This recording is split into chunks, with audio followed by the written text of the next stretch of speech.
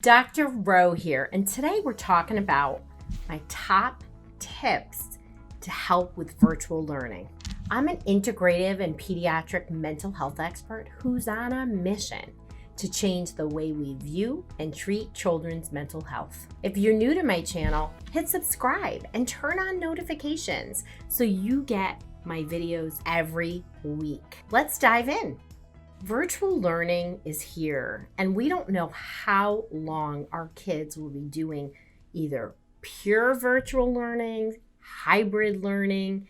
It's going to be around until this pandemic ends. It has been a challenge for students, for teachers, and parents. I've been working with kids with learning challenges for 30 years. And when you work with kids that are impaired in their learning, you know the best hacks on how to increase learning and attention. And that's what I want to share with you today. My number one tip that I talked about in Forbes and Money Magazine is structure and routine. We can't underestimate the power of structure and routine to improve our kids' learning and mental health. When we are organized in our time, we have that regular routine and structure to our day, kids are able to move along with the changes, with the routine a lot easier because they know what to expect. And when changes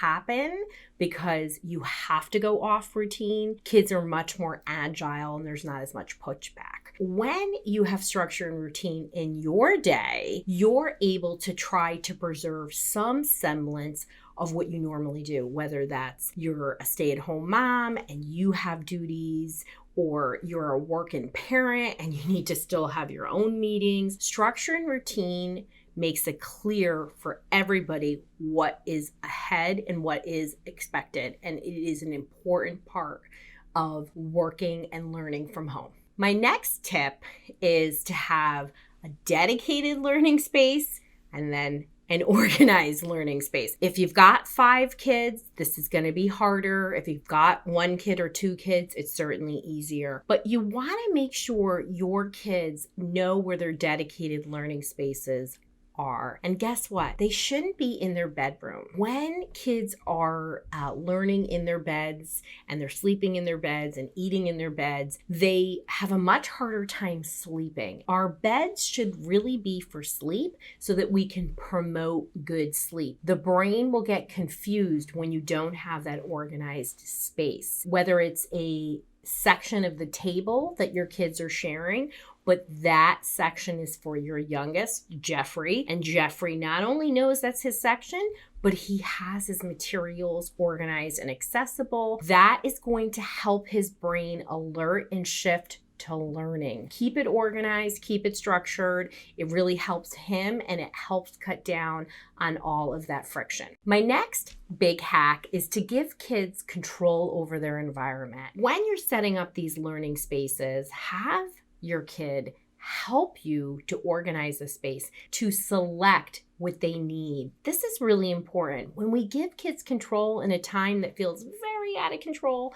it's very protective for their mental health. Plus, they have a greater buy-in. If Jeffrey picked that spot and set up his space, he's much more likely to show up on time without you asking, put away his things, know where his things are without you having to constantly intervene. Having them take ownership of their environment is really important. My next hack is movement. Your child should be moving ideally every hour on the hour for 2 to 3 minutes. It's really important, as we talked about in my last video about simple hacks to combat Zoom fatigue, is when you are moving, you're getting oxygen to the brain, helping the lymphs move.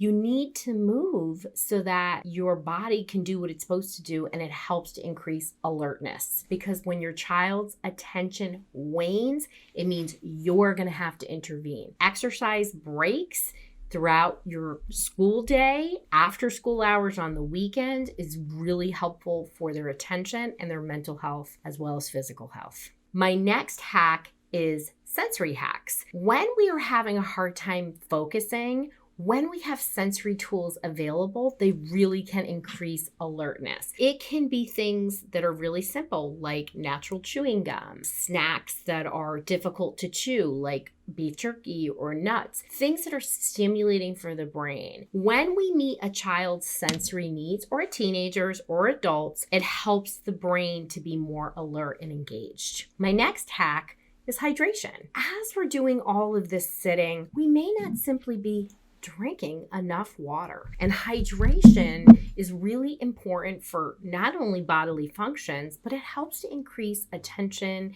and alertness, and it really makes your brain work better. And my last hack is mindfulness. Helping your kid to use mindfulness practices like meditation and deep breathing. When we are resetting that nervous system and getting it to regulate, it gives it that time to reset. And kids need this today more than ever because our nervous systems are so stressed and activated. So taking a few minutes to be mindful and regulate can really help your child today and in tomorrow as well. So remember, if you or a child you care about is struggling, it's going to be okay. I'm here to show you how to help your child feel calm, alert, and good about themselves. I want to hear how you are supporting your child with virtual learning, so drop it in the comments below. Catch you on the next episode, and remember, subscribe to the Dr. Roseann channel where we talk about natural and effective ways to reduce and reverse mental health.